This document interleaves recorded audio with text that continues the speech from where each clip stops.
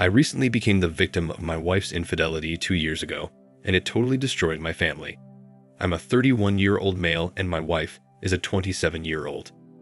For this, I will refer to my wife as Deidre and to myself as Dave. We have 2 kids, a daughter age 4 and a son age 2. I'll call them Sammy and Timmy. We got married nearly 6 years ago. I'm not going to get specific about my line of work, but let's just say I have a good job. My wife and I met in her final semester of college, and we got married 13 months later. She followed me to the East Coast, where I worked for 4 years and where our kids were born. Earlier in the year, I was given a promotional opportunity to run one of our offices located within 15 minutes of both our hometowns. Deidre and I were excited to move back home, especially after having kids, and our parents were overjoyed. Both my parents and her mother still live in the area, as does my younger brother. Deidre's dad passed away before I met her. Our families were of course excited to have the 2 of us back home, but were really excited about being able to see their grandkids on the regular. As things worked out, my mom and dad had recently moved into a new home in a 55-plus community and were planning to keep our family home and rent it out for income. Our family home is a historic structure and is just a beautiful place, sitting on over 3 acres of land with a small creek flowing through the wooded lot on the back of the property.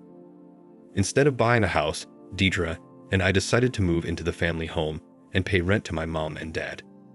My parents want to keep the home in the family and pass it down to me and my brother, and they'd like us to do the same. My parents and brother didn't want the rent money, but I insisted since my dad recently retired and was counting on the rent money for income. Paying them rent was like paying myself anyway since my parents are leaving everything to me and my little brother.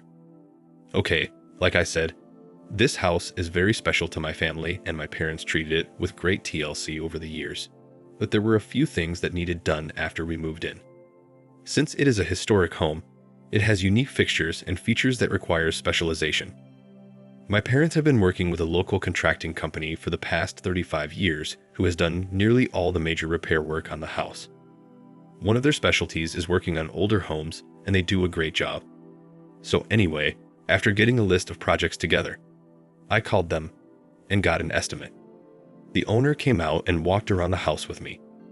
He's a great man and has built a great company. If you look at the reviews for this place online, they've got like an 82% 5-star rating, 16% 4 stars, and that's out of nearly 700 reviews. Most companies like this have review scores that average in the 3 range if they're lucky, so that tells you something about this outfit. A couple weeks after getting the estimate, the company started the repairs. They moved quickly and always had the project area cleaned up at the end of the day. My wife and I were very pleased with their work and professionalism. The work was primarily done by 3 of their craftsmen, but one guy in particular completed most of the projects on our home. Let's call him Brock for this posting. Brock was a very personable and polite guy that was about my age. My daughter referred to Brock as the window man as she saw him through our second-story windows while he was working out on a ladder. All repairs were completed on time, and we were now settled in at the house. My wife and kids loved the place, and I loved my new job. Everything was going well until I had an innocent conversation with my daughter. My wife had gone shopping with her mom and my mom, and I was watching the kids. We were playing out back, and my daughter was running all over the place, and when she got tired, she jumped up on my lap. We were just talking generally, and then out of the blue she looked at me and said, "I saw Mommy napping with the window man." Now, before we go any further, let me state my daughter is a highly gifted child. I know all parents feel that way about their kids, but with her it's true. She is highly gifted. Everyone who meets her immediately recognizes it. Her doctors recognized it, and we had her tested before we moved, and she scored one of the highest scores the clinic had ever seen for a 4-year-old.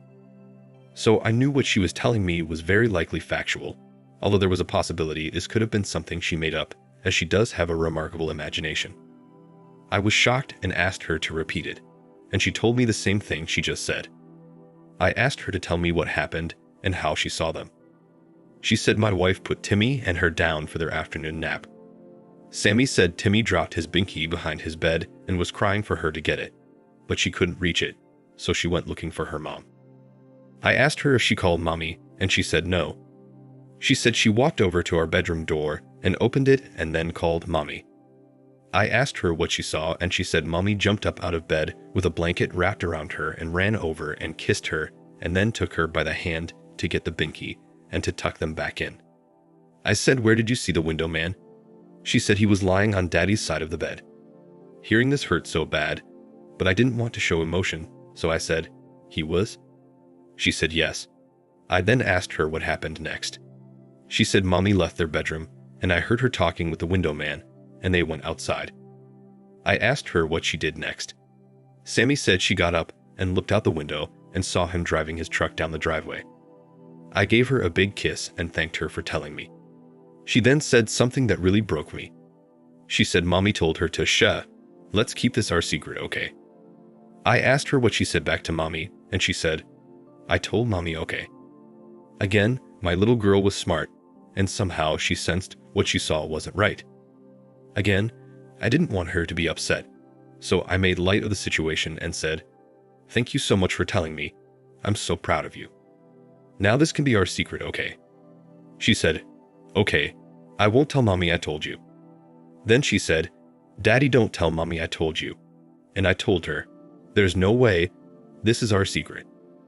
I then tickled her to break the mood, and we started laughing and talking about something else.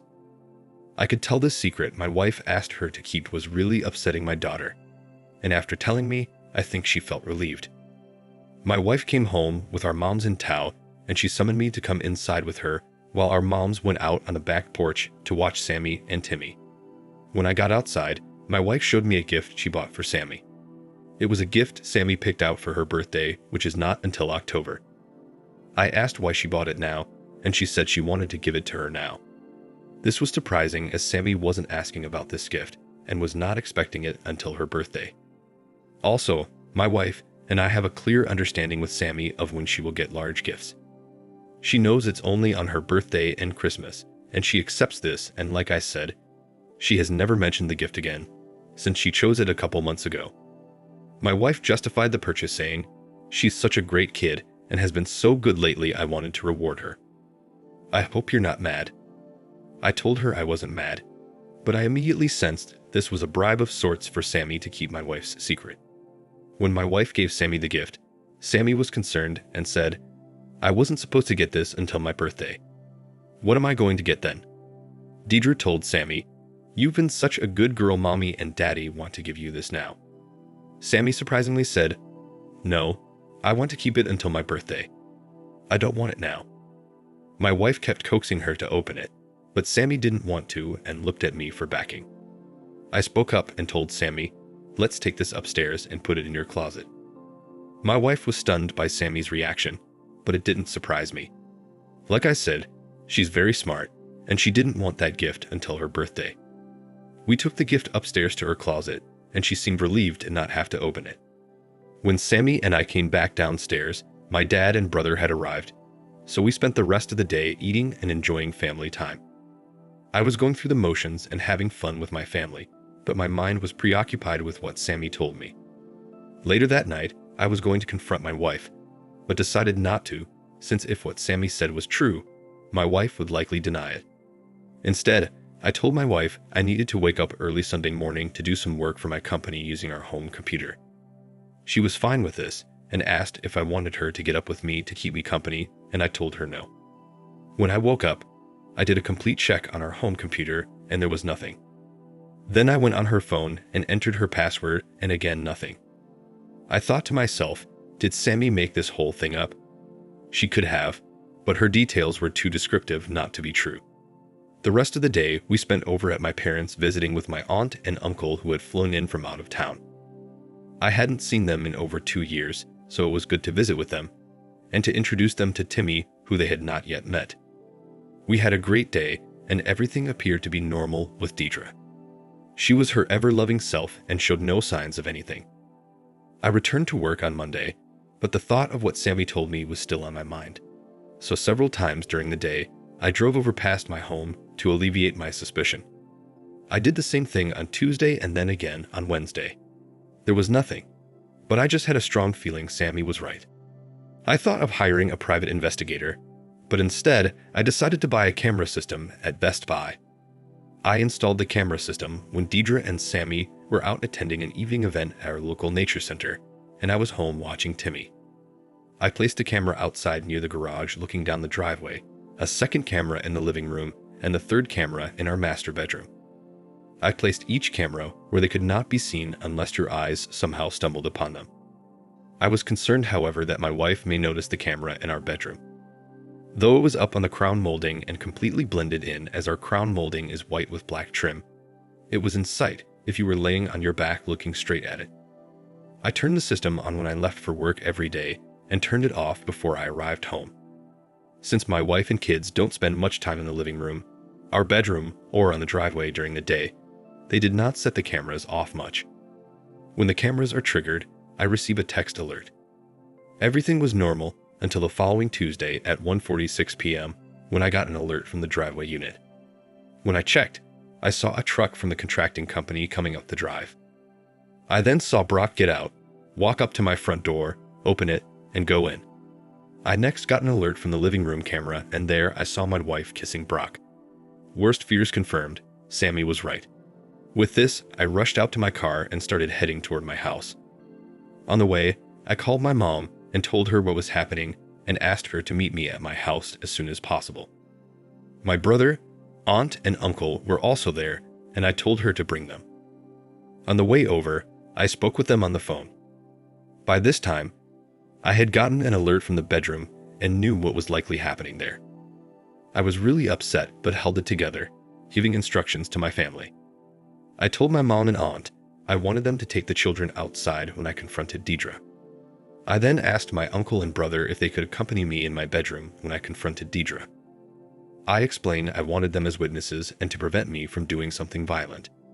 They readily agreed. We parked on the driveway down from the house, blocking Brock's truck in, and walked up to the front door. The door was unlocked, and we all entered the house. Our bedroom is on the back of the house, so there was no chance the cheater saw or heard us approaching. I led the way with my brother and uncle right behind me, and my mom and aunt behind him. The noise from the bedroom drowned out any noise we were making walking up the stairs and down the hall to the bedroom. My heart was beating out of my chest at this point. I motioned for my mom and aunt to go past us to the kids' room. I then looked at my uncle and brother and asked if they were ready, and they nodded yes, and with that I opened the door and walked in. My wife screamed, "Oh no, oh my God." And with that, Brock dismounted and fell back on the floor, started apologizing and reaching for his clothes. I had my phone out and was filming and said nothing. I just stood there in silence, moving my phone camera back and forth. Brock continued apologizing and getting dressed, while my wife had the sheets pulled up to her face and was crying, saying, "This wasn't supposed to happen. I didn't mean to hurt you, Dave. I love you so much, I'm so sorry." After a couple minutes, Brock was fully dressed and sat on the floor with his hands covering his face and was continuing to apologize while my wife kept crying and apologizing. I told Brock to get the F out and he quickly left. Before leaving, I told him, "Don't think about taking your truck. We have it blocked in, and I will be calling the company to come and pick it up." I then called my mother-in-law and explained to her what just happened and told her to come over and pick up her daughter. My wife was still laying in the bed under the covers, pleading with me not to make her go. I ignored her. My mother-in-law arrived shortly thereafter, and when she did, my uncle, brother, and I left the bedroom. I then heard my mother-in-law yelling at my wife as she sobbed. To my surprise, my wife left the house without incident. When she left, she rushed out with her head down crying and didn't say anything. I think she was in a total state of shock and was also highly embarrassed. My mother-in-law apologized to me, gave me a big hug and kiss, and told me she loved me. After they left, I went out back to see my kids and then called the contracting company. After I explained the reason for my call, they put me through to the owner's cell phone. He apologized profusely and said he would see to it that his company did everything they could to make this up to me. I thanked him and ended the call. About an hour later, the company dropped by with someone to pick up the truck. Brock was nowhere in sight. The following Monday, I took the day off and met with a lawyer to start divorce proceedings. I also secured an attorney from the same firm to handle the situation with the contracting company. While I respect the owner and the company he's built, I want to receive some level of compensation for the damage their employee inflicted on me and my family. From that day, I didn't speak a word to my wife. She's called and texted me nonstop, apologizing, begging forgiveness, and asking me for a second chance, but that's not happening. Against the advice of my attorney, I've moved all my wife's stuff out and had my brother and a friend of his take it to her mother's house. The way I got things working was that my wife and her mom come to my house at 6:30 a.m. Her mom comes in and my wife waits in the car until I leave for the office, then she goes in. I work until 5 o'clock and then head out to grab dinner at a restaurant, and then come home at 6:30 p.m. My wife and her mother have dinner with the kids before I arrive back home. When I'm about 5 minutes out from the house, I call my mother-in-law to advise her. My wife then goes out to the car while her mom stays in the house with the kids. When I arrive, I ignore my wife sitting in the car and go straight in the house. I usually talk to my mother-in-law for a few minutes to recap the day before she leaves. I then spend the next 12 hours with my kids and repeat this cycle 7 days a week. I know this may seem extreme to some, but I wanted nothing to do with my wife. If I could, I would have banned her from ever seeing my kids again, but I know that wasn't happening. I had extreme anger for what she did to me. The fact she had a strange man in my bed while my kids were in the next room, then instructed my daughter to lie for her, that is beyond forgiveness to me. I instructed my lawyer to go for full custody, but she said we would not get it, but we do have a shot of getting 50-50 custody, with my home being designated as the child's primary home. My wife continued to have the mindset that she was going to win me back somehow and kept coming up with new things to offer me, thinking that will sway me. She came up with the idea that I could have a one-sided open relationship with as many partners as I wanted, but she would still remain faithful and would sign a post-nup agreement with those stipulations. She started seeing a therapist 3 times a week and had her mom convinced that she went temporarily insane for a couple weeks, and that was why she cheated. This is a crock of BS. Of course, she knew exactly what she was doing. I've since read that the claim of temporary insanity is a ploy women sometimes use to try to excuse their cheating. I didn't buy any of that, and I didn't speak a word to her. My mother-in-law asked me several times if there was any way I could forgive and reconcile with her daughter. I love my mother-in-law and didn't want to get into a discussion with her, so I just told her that I could not. As for the idea of my wife being sorry, I do believe she was sorry. Sorry for herself, that is, and sorry she got caught. I think in her twisted mind, she thought betting Brock was okay as long as she did not let our relationship suffer. She had the nerve to send me an email explaining how even during the affair, she always gave me 100% of herself, including 100% of her body. As time went, I remained focused on getting divorced as quickly as possible. She grew more and more desperate as she tried daily to talk to me, but I only communicated via email and only about our children. When she brought the subject of our relationship, I simply replied each time that our marriage was over and that we will only have a co-parenting relationship. Well, fast forward a few months later, and I finally divorced Deidre. The process, however, was much more difficult than anticipated and was filled with drama, which delayed the final proceedings. My mother-in-law told me that she started talking about ending it all and saying if she didn't have me, she wouldn't want to live. My mother-in-law asked if I could speak to her, and I resisted, but eventually met with her in the presence of my mother-in-law and my mother. In the meeting, Deidre elaborated on how sorry she was and told me everything she was willing to do for me if I just give her a chance. She kept asking me to just give her 6 months so she could prove herself. I let her go on until she was talked out, and when she was finished, I told her that I no longer see her as a romantic partner and was not interested in any form of reconciliation, even if it was just for one day. After this meeting, her mom told me she became deeply depressed and stopped going out of the house. In fact, my mother-in-law would come over at 6:30 a.m. when I left for work. She would dress the kids and fix them their breakfast, then take them back to her house to be with Deidre. She said Deidre was withdrawn from them and spent most of the day in her room crying and pining for me. My daughter noticed and asked me why mommy was crying all the time. This was very upsetting to her and to my son Timmy, although he is young enough where he doesn't notice as much. I explained to Sammy that mommy and I are living in separate houses now. I told her that she, Timmy, and I are living in our house and mommy is living with Grammy. After I explained this, she was okay. Her primary fear was that she would be moving to Grammy's house too. She loves her Grammy and her mom, of course, but I think she loves me more. She was worried about moving out of our house and leaving me in her room and the creek where she likes to play. I told her that would never happen. After hearing this, she was fine.